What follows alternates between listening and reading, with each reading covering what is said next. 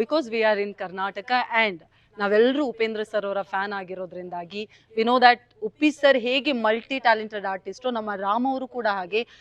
He can sing, he can dance, actor ಎಲ್ಲವೂ ಕೂಡ ಹೌದು, ಲಿರಿಸಿಸ್ಟ್ ಕೂಡ ಹೌದು.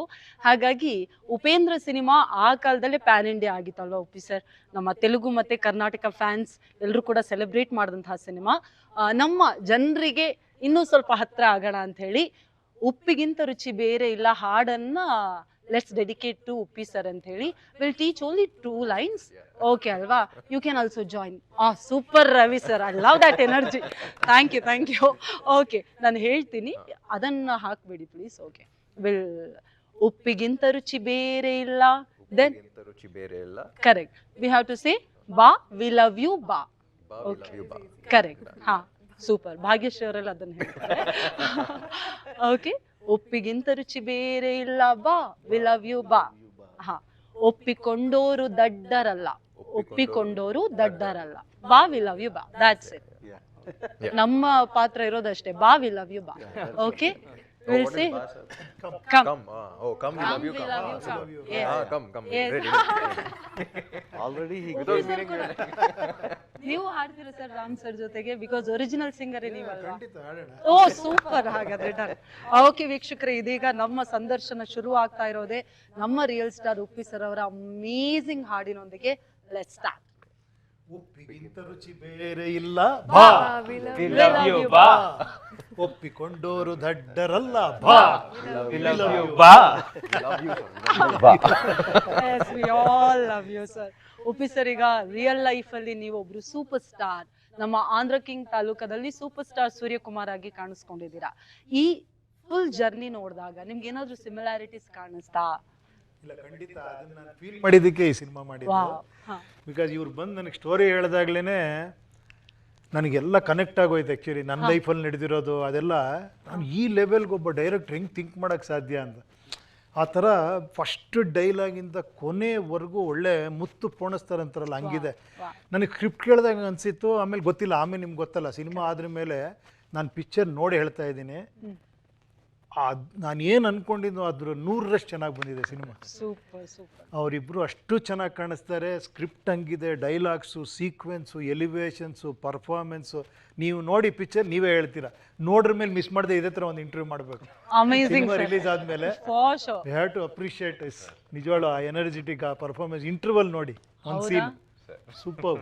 ಸೊ ನಿಮಗೆ ತುಂಬಾ ಇಷ್ಟ ಆಗಿರೋದು ಇಂಟರ್ವಲ್ ಸೀನ್? ಅಯ್ಯೋ, ಆ ಥರ ತುಂಬ ಇದೆ. ನಾನು ಒಂದು ಸ್ಪೆಸಿಫಿಕ್ ಆಗಿ ಹೇಳಿದೆ, ಒಂದು ಎಕ್ಸ್ಟ್ರಾಂಡ್ರಿ ಪರ್ಫಾರ್ಮೆನ್ಸ್ ಮಾಡಿದೆ ನಿಜವಾಗ್ಲೂ, ಸೂಪರ್. ನಾನೆಲ್ಲ ನನ್ನ ಲೈಫಲ್ಲಿರೋ ಫ್ಯಾನ್ ಎಲ್ಲ ಇವರಲ್ಲಿ ನೋಡ್ಬಿಟ್ಟೆ.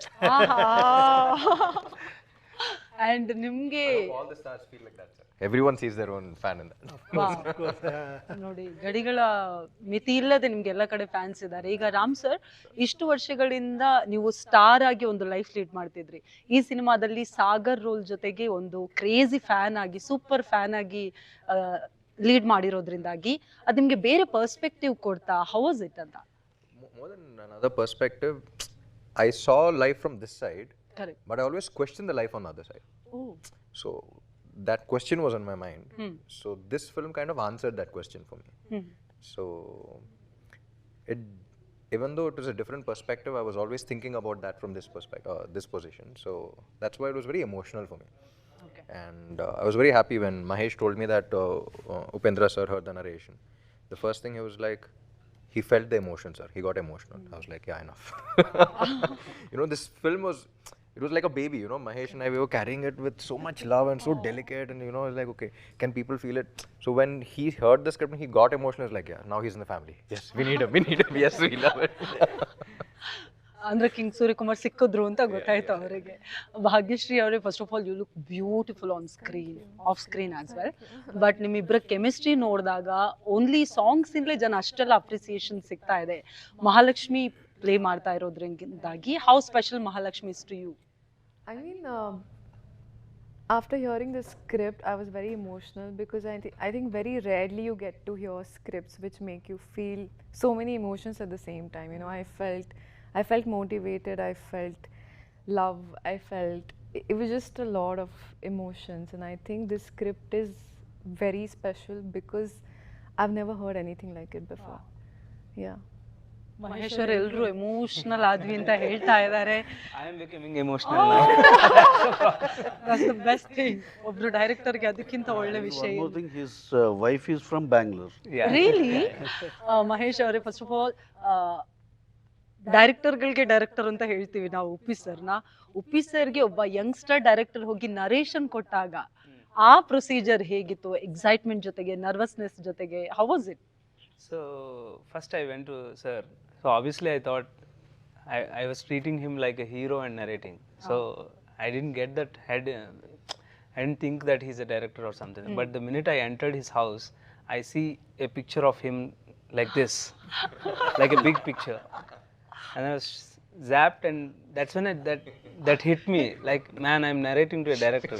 He's going to screw me at any point of time. So that was the thing. But somehow we cracked the narration, and sir was moved, and almost I think I kind of see the tears in his eyes, and he spoke a lot about the script. So the minute we left, me and Ravi sir came here, and the minute we left, we thought, yeah, I have a lot of connections with Bangalore. So in the sense, my previous film was Anushka Shetty, she's from here, my wife, and then now Ram Upendra sir. So a lot of things are happening. You have to come here and direct one movie. Correct. ಆಗ My pleasure. Complete Privilege. And ಒಂದೊಂದು confirm ಆಯ್ತು, ಮಹೇಶ್ ಅವರ ಯಾವ ಸಿನಿಮಾದಲ್ಲೂ ಕರ್ನಾಟಕದವ್ರು ಒಬ್ಬರಾದ್ರೂ ಇರ್ತಾರೆ. Ravi sir, ಈಗ ಸಿನಿಮಾ 27th ರಿಲೀಸ್ ಆಗ್ತಾ ಇದೆ. Before that only you are getting so much of appreciation. ಅದು ಎವ್ರಿಥಿಂಗ್ ಎಲ್ಲೂ ಪ್ರೊಡಕ್ಷನ್ ಇಂದಾಗಿ ಕಾಂಪ್ರಮೈಸೇ ಆಗಿಲ್ಲ ಅಂತ ಹೇಳಿ. How happy are you? How proud are you sir? First of all, see, the appreciation what we received is one this thing. We are pretty much confident about the film, and we were never nervous about this.